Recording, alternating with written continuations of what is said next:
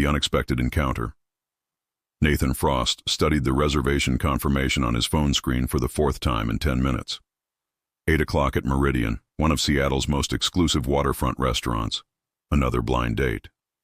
Another evening of forced conversation and disappointed expectations. At 36, with a portfolio of award-winning buildings across 3 continents and a bank account that had recently crossed $8 billion, Nathan had learned that finding genuine connection was far more challenging than designing skyscrapers. He arrived 15 minutes early, a habit formed from years of business meetings where punctuality meant power. The hostess recognized him immediately and escorted him to a private corner table overlooking Elliott Bay. The October sunset painted the water in shades of copper and gold, a view that usually brought him peace. Tonight, it only highlighted his solitude. Nathan ordered a bourbon, neat, and checked his messages. Owen, his college roommate turned friend, had sent an encouraging text filled with optimistic emojis. Nathan almost laughed. Owen had been trying to set him up for 2 years. Now, each attempt more disastrous than the last. The tech entrepreneur who spent the entire dinner pitching her startup. The socialite who photographed every course for her followers. The corporate attorney who treated dinner like a merger negotiation. 8:15 became 8:30. Nathan's patience, already thin, began to fray. He was composing a polite exit message when the hostess approached with an apologetic smile. "Mr. Frost, your guest has arrived." Nathan stood automatically, straightening his charcoal suit jacket. The woman following the hostess looked nothing like Owen's usual selections. She wore a simple burgundy dress that was clearly off the rack, not designer. Her honey blonde hair was pulled back in a practical ponytail, and she carried a large tote bag that seemed out of place in the elegant restaurant. Most striking were her green eyes, bright with intelligence and currently filled with genuine remorse. "I am so incredibly sorry," she said breathlessly before even sitting down. "There was an emergency at the shelter. A dog came in hit by a car, and I couldn't leave until I knew he was stable." She paused, seeming to register his confused expression. "I'm Claire Hartwell, and you must think I'm completely rude." Nathan found himself disarmed by her directness. "Nathan Frost, and I'm just relieved you showed up. I was beginning to think Owen had invented you." Claire laughed as she sat down, a genuine sound that seemed to brighten the space around them. "Owen and my best friend Jessica have been conspiring for months. They're convinced we're perfect for each other, though I can't imagine what gave them that idea." "The shelter you mentioned," Nathan said as he sat across from her. "Is that where you work?" "It's what I live and breathe. I'm a veterinarian and I run Second Chance Animal Rescue in Fremont. We take in the cases no one else wants, the injured, the sick, the supposedly unadoptable." Her face transformed as she spoke, passion replacing apology. "That's actually why I was late. A German Shepherd mix was brought in by someone who found him on the highway. He needed emergency surgery." Nathan signaled the waiter. "Will he be okay?" "I think so. My assistant is monitoring him tonight." Claire accepted a menu, then seemed to notice her surroundings for the first time. "This place is beautiful, and probably very expensive. Owen didn't mention where we were meeting." "It's one of my favorites," Nathan admitted. "The architect who designed it was a mentor of mine." Claire's eyes widened slightly. "You're an architect? Owen mentioned you worked in design, but I assumed he meant graphic design or something." "Buildings, actually, mostly sustainable commercial and residential projects." Nathan found himself understating his accomplishments, something he rarely did. Most dates expected him to recite his credentials. "That sounds fascinating. Are you working on anything exciting right now?" For the next hour, they talked with an ease Nathan hadn't experienced in years. Claire asked thoughtful questions about his work on a carbon-neutral tower in Vancouver. He found himself explaining his philosophy about architecture's responsibility to the environment with more passion than he'd felt in months of board meetings. In turn, Claire described the challenges of running a nonprofit animal shelter. The constant struggle for funding, the heartbreak of animals who never found homes, the joy when a scared, traumatized creature finally trusted again. Nathan was struck by her complete lack of self-pity or martyrdom. She simply loved what she did, complications and all. Their meals arrived, grilled halibut for him, pasta primavera for her, and the conversation shifted to more personal territory. Owen probably didn't mention this, Claire said, twirling linguine around her fork. But I have a daughter, Ruby. She's 7. Nathan paused mid-bite, processing this information. No, he left that part out. I understand if that's a problem. Most men find single motherhood intimidating. Claire's voice remained steady, but Nathan detected the rehearsed quality of someone who'd had this conversation before. I'm not most men, Nathan replied. Tell me about her. Claire's entire demeanor softened. She's brilliant and stubborn and obsessed with astronomy. She can name every constellation visible from Seattle and is convinced she'll discover a new planet someday. She wants to be an astronaut. That's impressive. What sparked her interest in space? Her grandfather, my dad, before he passed 2 years ago. He bought her a telescope for her 5th birthday. Claire's smile was bittersweet. She still uses it every clear night. Nathan found himself genuinely intrigued. I'd like to meet her sometime. Claire studied his face carefully. You say that now. I mean it. I'm not looking for casual, Claire. I'm too old and too busy for games. Good. Because I don't have time for games either. Between the shelter, Ruby, and trying to maintain some semblance of a personal life, I'm running on 4 hours of sleep most nights. How did you end up running a shelter? Nathan asked, genuinely curious. Claire took a sip of wine before answering. After vet school, I worked at a large practice. Good money, stable hours.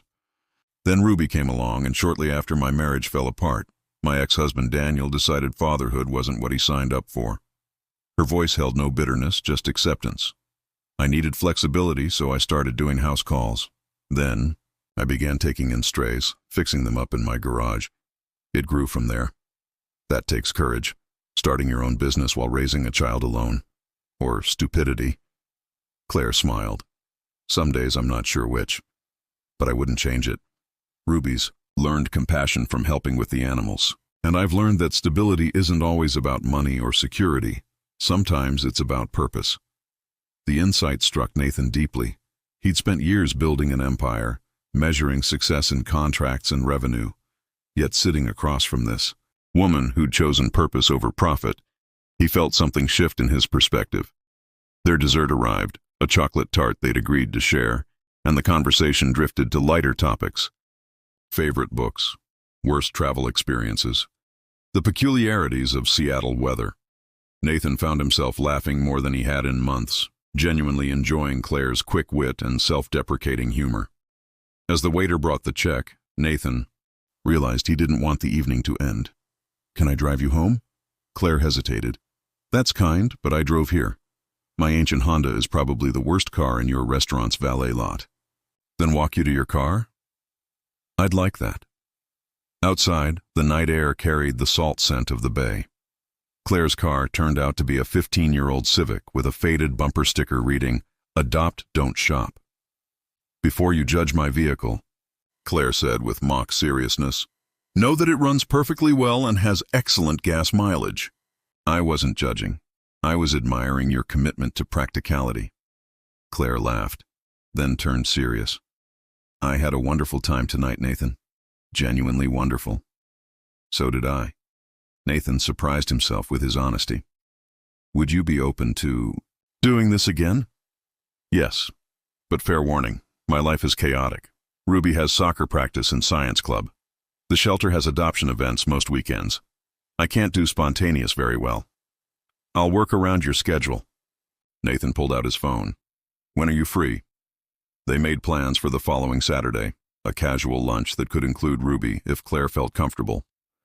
As Claire got into her car, Nathan found himself wanting to say more, to somehow convey that this evening had been different from all the others. Instead, he simply said, drive safely. Watching her taillights disappear into Seattle traffic, Nathan felt something unfamiliar. Hope.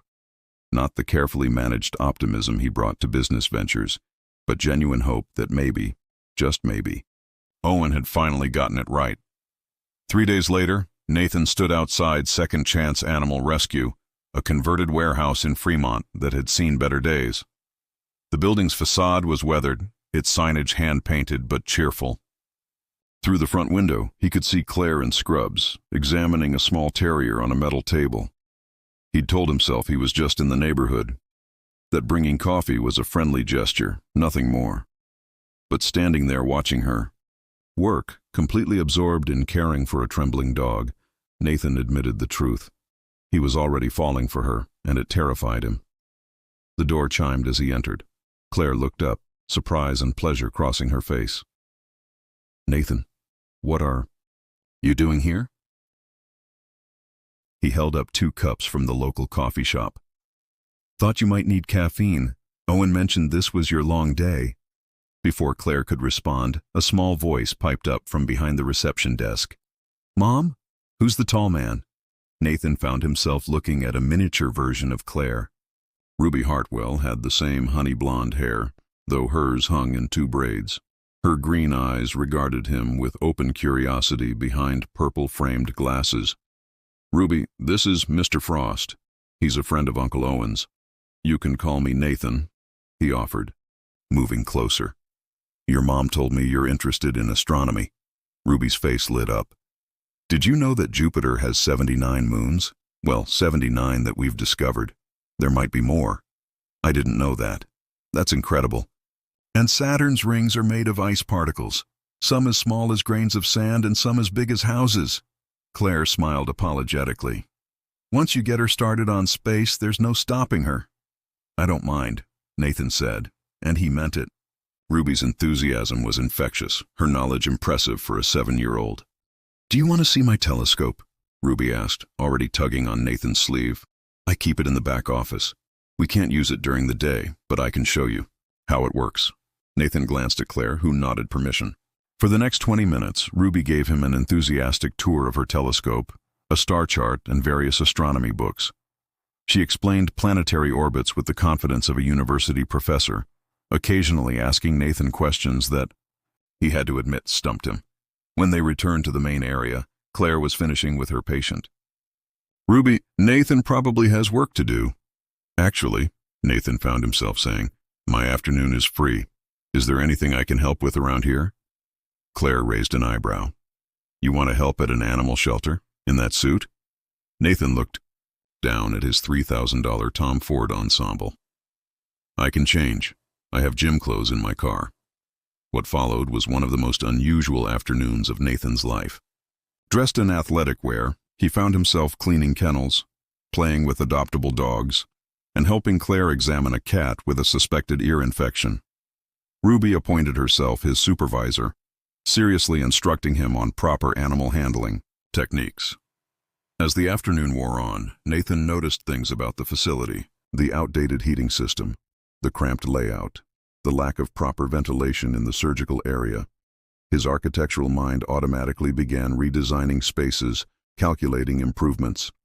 "You're doing it," Claire said, catching him measuring a wall with his eyes. "Doing what?" "Redesigning my shelter in your head. I can practically see the blueprints forming." Nathan smiled sheepishly. "Occupational hazard. But seriously, Claire, this space has potential. With some structural modifications, that would cost money I don't have," she interrupted gently. "We're a nonprofit running on donations and grant money. Most months I barely make payroll for my assistant. What if someone wanted to help? As a donation?" Claire's expression turned wary.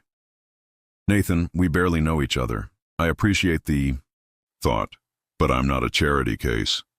"That's not what I meant." Their conversation was interrupted by the door chiming. A man entered, well-dressed and carrying himself with casual arrogance. His expression darkened when he saw Nathan. "Claire, we need to talk." Claire's posture stiffened. "Daniel, what are you doing here?" Nathan realized he was looking at Ruby's father.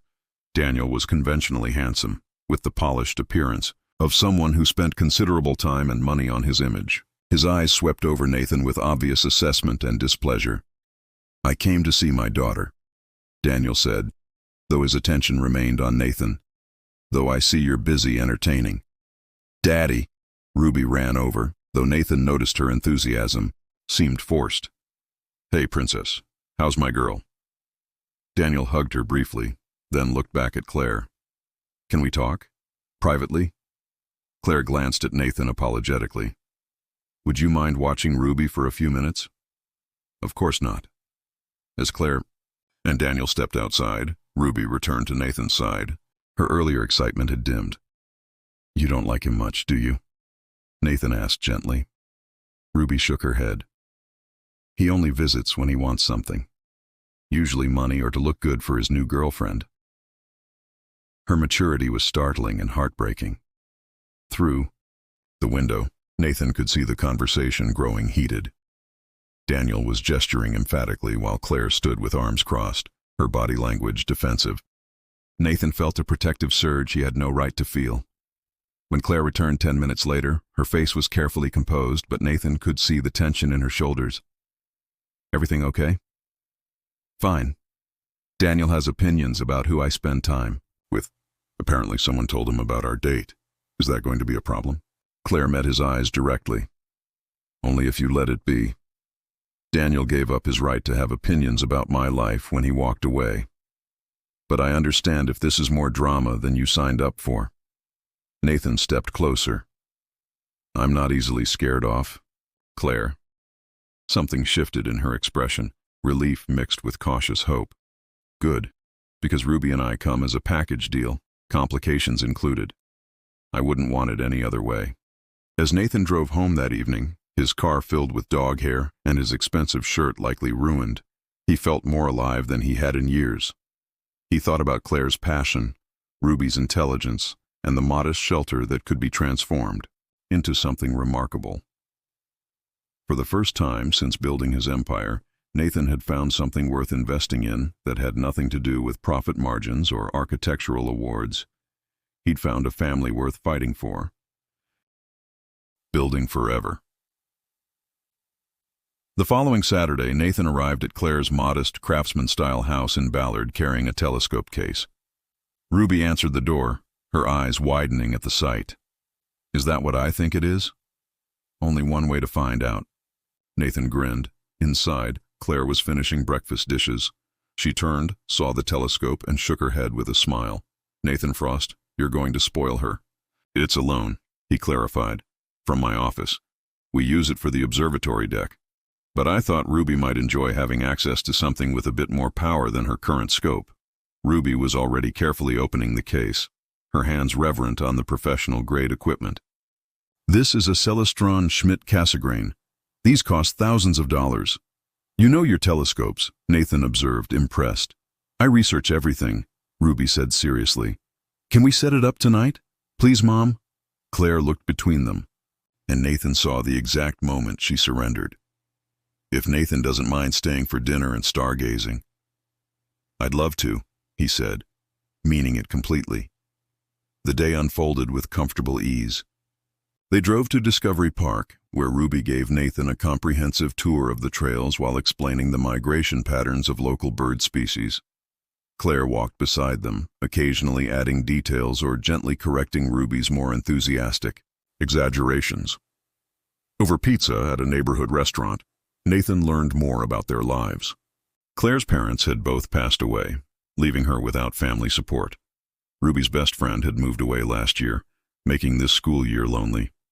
The shelter was facing a potential closure notice due to building code violations that Claire couldn't afford to fix. "How much would the repairs cost?" Nathan asked carefully. Claire shook her head. "It doesn't matter. I've applied for grants, but there's too much competition and not enough funding. What if I looked at it? As an architect, I might see solutions that wouldn't require—" "Nathan," Claire's voice was gentle but firm, "I appreciate the offer, but I need to solve this myself." He wanted to argue but respected her independence. Instead, he changed the subject. "Ruby, your mom mentioned you're in a science club at school." Ruby's face lit up again, and she launched into a detailed description of their current project on renewable energy. Nathan found himself genuinely engaged, impressed by the depth of her understanding. That evening, they set up the telescope in Claire's backyard. The Seattle sky was surprisingly clear, and Ruby's excitement was contagious as she located Jupiter and its moons. "Look, Nathan, you can see the great red spot." He looked through the eyepiece, marveling at the clarity. "That's incredible. It's a storm that's been raging for hundreds of years," Ruby explained. "Bigger than Earth itself." While Ruby meticulously documented her observations in a notebook, Nathan and Claire sat on the back porch steps, close enough that their shoulders touched. "Thank you for this," Claire said softly. "You've made her whole month. She's an amazing kid, Claire. You've done an incredible job with her. Some days I'm not sure. The divorce was hard on her. Daniel drops in and out of her life whenever it's convenient for him. I worry about the impact. She's resilient, and she has you. That's more than many kids have." Claire leaned her head on his shoulder, and Nathan felt the rightness of the moment. "Can I ask you something? Why are you really here? A man like you could date anyone. Why choose the complicated option?" Nathan took a moment to formulate his thoughts. "Do you know what it's like to be valued only for what you can provide? Every relationship I've had has been transactional in some way. People see my money, my success, what I can do for them. But you and Ruby, you just see me. Nathan, the person, not the portfolio." Claire lifted her head to look at him. "You see us the same way. Not as a project or a charity case, but as people worth knowing." "Worth more than knowing," Nathan corrected, and kissed her. It was gentle, tentative, a promise rather than a demand. When they pulled apart, Claire was smiling. "Mom! Nathan! Come see Saturn." The moment was interrupted, but neither minded. They spent the next 2 hours stargazing, with Ruby teaching Nathan constellation patterns and astronomical facts. By the time they packed up the telescope, Ruby was yawning despite her protests that she wasn't tired. "Can Nathan come to my science fair?" she asked as Claire walked him to the door. "It's next Friday." Claire looked at him questioningly, and Nathan nodded. "I wouldn't miss it." Over the next month, Nathan became a regular presence in their lives. He attended Ruby's science fair, where her project on solar energy earned first place. He helped at the shelter on Saturdays, using his architectural knowledge to make small improvements that didn't require permits or major funding. He took Claire to dinner at restaurants that didn't require reservations weeks in advance, learning that she preferred authentic ethnic food to haute cuisine. He also met Claire's world. Jessica, her best friend who ran a coffee shop and served as Ruby's unofficial aunt. Tom, her elderly assistant at the shelter who treated the animals like his own children. The regular volunteers who gave their time because they believed in Second Chance's mission. Nathan's world proved harder for Claire to navigate. When he invited her to a charity gala for sustainable architecture, she agreed reluctantly. "I don't fit in that world," she admitted as they drove to the Seattle Art Museum where the event was held. "You fit anywhere you choose to be," Nathan assured her, though he understood her concern. His colleagues could be judgmental and elitist. The evening tested them both. Nathan's business partners made thinly veiled comments about Claire's profession. Wealthy socialites asked intrusive questions about her background. One architect's wife actually asked if Claire was one of those women who dated for money. Nathan felt Claire stiffen beside him, but before he could respond, she smiled coolly. "No, I'm one of those women who works 80-hour weeks saving animals that society has given up on. Nathan respects that. I'm sorry you can't see its value." The woman flushed and excused herself. Nathan squeezed Claire's hand. "You're magnificent, you know that?" "I'm uncomfortable and want to go home," she admitted. They left early, stopping at a food truck for fish tacos, still wearing their formal attire. Sitting on a bench overlooking the waterfront, Nathan realized something crucial. "I hate those events," he confessed. "I've spent years pretending to enjoy them because they're expected, but they're empty. All surface, no substance." Then, "Why do you go?" "Because until now I didn't have anything better to do." He turned to face her. "Claire, you've shown me what matters, not networking or deals or maintaining appearances, real connections, purpose, love." Claire's eyes widened slightly at the last word. "Nathan, I love you," he said, the words easier than he'd expected. I love your passion and your strength. I love how you see the world. I love that you challenge me to be better. I love Ruby's enthusiasm and intelligence. I love coming home to you both after a long day. I love this life we're building. Tears spilled down Claire's cheeks. I love you too, but I'm scared. Of what? Of this not lasting. Of Ruby getting attached and then losing you. Of not being enough. Nathan wiped her tears with his thumb. You're more than enough. You're everything. They kissed there on the bench, tasting salt from her tears and the spice from their tacos, and Nathan knew with absolute certainty that he'd found home.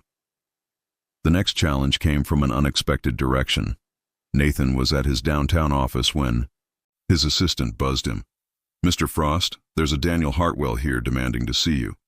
Nathan's jaw tightened, but he agreed to the meeting. Daniel entered with the swagger of someone used to getting his way.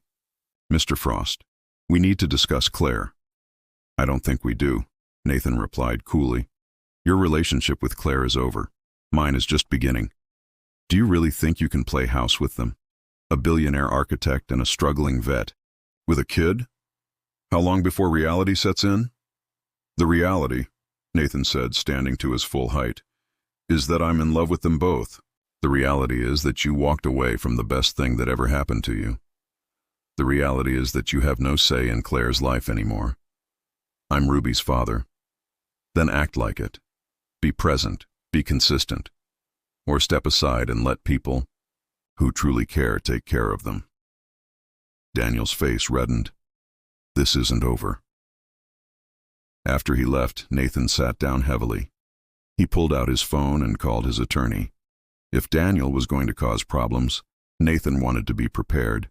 But he also called his head contractor, because he'd been working on something in secret, and it was time to accelerate the timeline. 2 weeks later, Nathan asked Claire to meet him at an address in Fremont. When she arrived with Ruby, they found themselves standing before a renovated, industrial building. Nathan, what is this? He handed her a key. Open it. Inside, the space had been completely transformed. Modern examination rooms with state-of-the-art equipment, spacious kennels with temperature control, a surgical suite that rivaled most veterinary hospitals, comfortable adoption areas, an education center for community programs. Claire walked through in stunned silence, tears streaming down her face. Ruby ran ahead, exclaiming over each new discovery. This is the new Second Chance Animal Rescue, Nathan explained. All the permits are approved. The equipment is purchased. The space is yours, free and clear. A non-profit donation from Frost Designs. Nathan, I can't accept this. It's too much. Yes, you can. Because you'll save thousands more animals here. Because Ruby will learn even more about compassion and care. Because this is me investing in what matters. He took her hands. Claire. Hartwell, I love you. I love Ruby. I want to build a life with you both. This building is just the beginning. Claire looked around the space, then back at him. I don't know what to say. Say you'll marry me. The question surprised them both. Nathan hadn't planned to propose. Not yet. Not like this. But suddenly it felt right. Ruby, he called. She came running back. I need to ask your mom something important, but I need your permission first. Ruby's eyes widened as Nathan knelt down to her level. Ruby, I love your mom very much, and I love you too. I'd like to be part of your family permanently. Would that be okay with you? Ruby looked between them, then nodded vigorously. Does this mean you'll teach me more about architecture, and Mom won't have to work so hard, and we can look at stars together? All of that and more, Nathan promised. He stood and turned to Claire, pulling a small box from his pocket. Inside was a simple but elegant ring, a green tourmaline surrounded by small diamonds. Claire Hartwell, will you marry me? Claire was crying too hard to speak, but she nodded frantically. Nathan slipped the ring onto her finger as Ruby cheered and began planning the wedding out loud. Can we have a space theme with constellation decorations? And can the dogs from the shelter be there? Nathan laughed, pulling both of them into a hug. Whatever you want, Ruby. Whatever makes your mom happy. 6 months later, They married in a small ceremony at the new shelter, surrounded by friends, volunteers, and yes, several dogs from the rescue. Ruby served as ring bearer and junior wedding planner, wearing a dress covered in embroidered stars. As Nathan and Claire exchanged vows, he thought about the blind date that had changed everything. The skepticism he'd felt walking into that restaurant. The moment Claire had arrived late and breathless and completely authentic. He'd spent his career building structures, but Claire and Ruby had taught him about building something more important. A family, a life, a purpose beyond profit. That evening, after the celebration ended, the three of them stood in the backyard of the house they now shared, looking through Ruby's telescope at the stars. "Did you know," Ruby said seriously, "that light from some of those stars takes years to reach us? We're seeing them as they were, in the past." "Really?" Nathan asked, always entertained by her facts. "Yes, so when you look at the stars, you're kind of looking through time." Nathan put his arm around Claire, his wife now, and thought about time. About the unlikely series of events that had brought them together. About the past that had shaped them and the future they would build. "That's beautiful, Ruby," Claire said, softly. "I know," Ruby replied matter-of-factly. "Science is beautiful, so is family." Nathan smiled, looking at his two favorite people in the world. "So is love," he added. And as they stood there under the Seattle sky, surrounded by shelter dogs playing in the yard and the warmth of home, Nathan Frost knew he'd finally designed his masterpiece. Not a building or a business, but a life worth living, built on love, purpose, and the courage to take one unexpected chance.